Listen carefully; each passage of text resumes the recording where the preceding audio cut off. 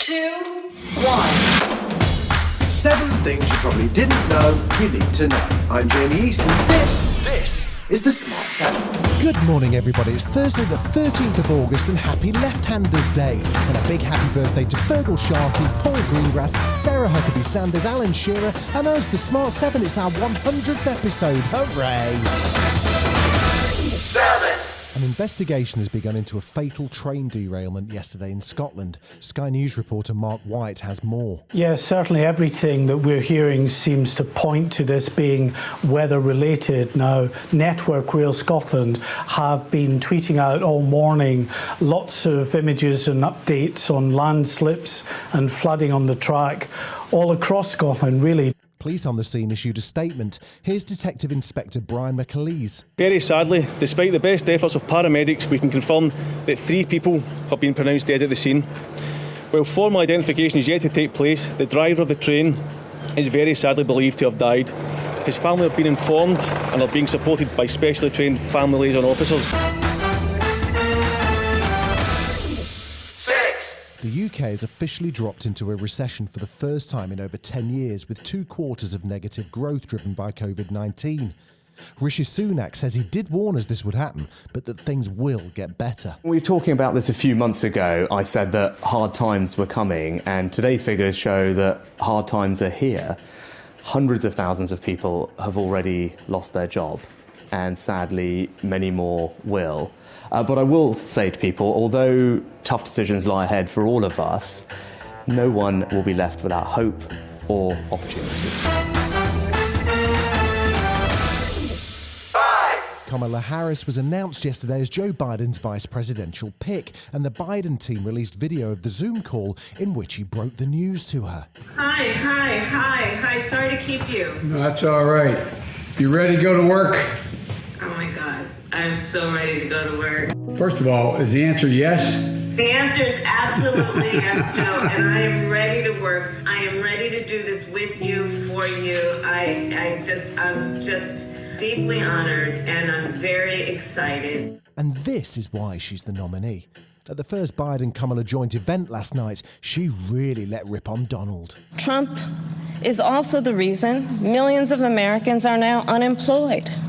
He inherited the longest economic expansion in history from Barack Obama and Joe Biden. And then, like everything else he inherited, he ran it straight into the ground. The A-level results are published today based on predicted grades, but there's been a row rumbling on for ages now about how the grades are managed and potentially downgraded. It followed a disastrous set of results in Scotland. The government then suggested that students could alternately use their mock results, but Labour leader Keir Starmer thinks the whole thing is an absolute fiasco. The problem is obvious, and it's been sitting there for weeks or months. We now face possibly 40% of young people having their grades changed and downgraded possibly, and this risks robbing them of their future. Talking to teachers today, it's obvious that they expect across the piece that young people will do better in the real exam than they've done in the mock, because the mock is intended to allow for interventions, etc.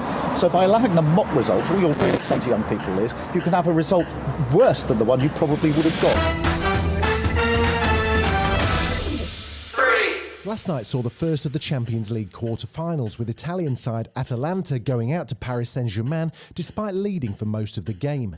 Tonight it's German side RB Leipzig versus Atletico Madrid. As we said previously, Mike Tyson's making a comeback to boxing, but it's turned into a bit of a circus. He's due to fight Roy Jones, but the fight's been postponed until November the 28th. And a really strange viral video has surfaced of him swearing a lot and promoting the new sponsor, Triller. Name a song or a movie that gets you pumped up. I don't want to do this. This is really not me. I wouldn't be saying this bullshit. I'm not going to be asking him to play no song or no movie what he likes. You know, if you want to sell a fighter, we're not going to sell it talking fucking nursery rhyme, fucking novel stuff. Joke, and these guys are not trying to kill each other. Hey, what song or movie gets you pumped up, baby? Come on, man. That's me? That's what you consider me? You consider me a This is the name of fighting. We want to kill each other, man. The people come to see us fight because we want to kill each other. They're fucking savages. They want us to kill each other. There he goes! I don't think you get up from this! Cinematographer Morgan Cooper decided last year to reimagine The Fresh Prince of Bel-Air as a hard-hitting modern drama. He made a 4-minute trailer for it, which Will Smith actually saw and loved. And now Morgan and Will are turning the gritty version of The Fresh Prince into a series. Morgan's writing and co-directing, but there's no news on the theme tune as yet. So, Will, what brings you to Bel-Air? I caught with a gun. How are we related again? Shut up, Carlton. He's from the streets of Philadelphia. Will needs discipline. Just a little time and a little love. We are what he needs. Why don't you go back to Philly? Born and raised, right? You think I would ever want to be in this life? You're not welcome, Will. This is fake. Wherever you're from, this is fake. You ain't do anything to earn this. I never had nothing. My life ain't a sitcom, I guess. I don't even feel like I belong here. Hey, maybe there's room for a really gritty theme tune, though. Hold on. Now this is a story all about how my life got flipped and turned upside down, yeah. And I'd like to take a minute, just sit right there. I'll tell you how I became the prince of a town called Bel-Air.